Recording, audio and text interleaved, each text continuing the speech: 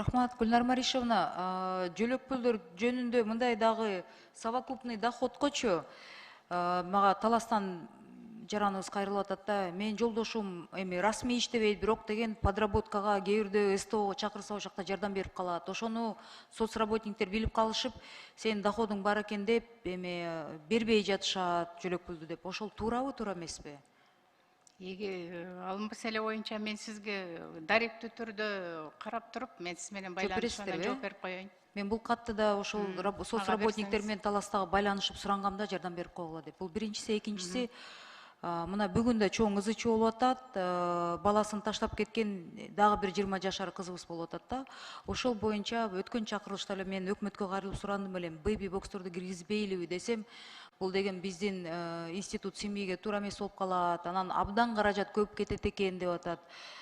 Бирок мындай учурда башка суроо туулуп атат да. Кыргызстандын жалпы Кыргызстандын бир жаранын жашоосунун мындай баркы барбы? Анан канчага эсептейбиз ошону? Сколько стоит жизнь одного кыргызстанца деп суроо берсем, сиз кандай жооп берет элеңиз? Мына мусоркада болду, бүгүн да таштап кетиптир, азыр суук, өлүп калсачы? Ошондо биздин жарандарыбыздын жашоосун биз акча менен канча баалап атабыз да? Бүгүнкү күндөгү биздин жалпы жана улуттук статистика комитетинен министрлик экономика жана коммерция министрлигинен алган маалымат боюнча ал 7700 сомдун тегерегинде. Жок, сиз мени түшүнгөн жоксуз.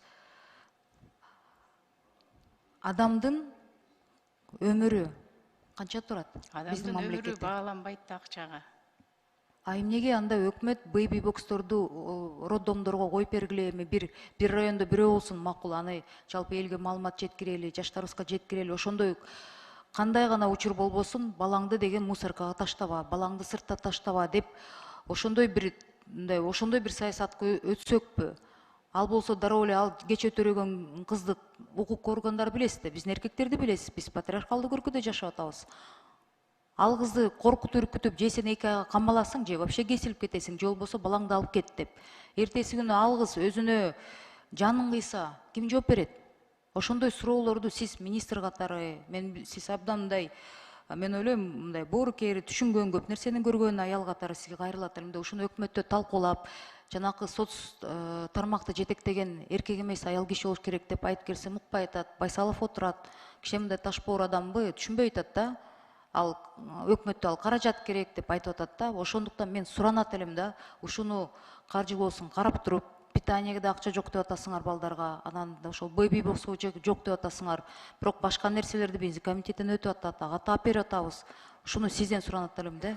Көтөрүп, тактап, санап туруп алып келиңиздерчи. Мен ойлойм 90 депутаттын баары колдоп беришет болуш керек. Буну мен парламенттен да көтөрүп суранам да. Суранычы.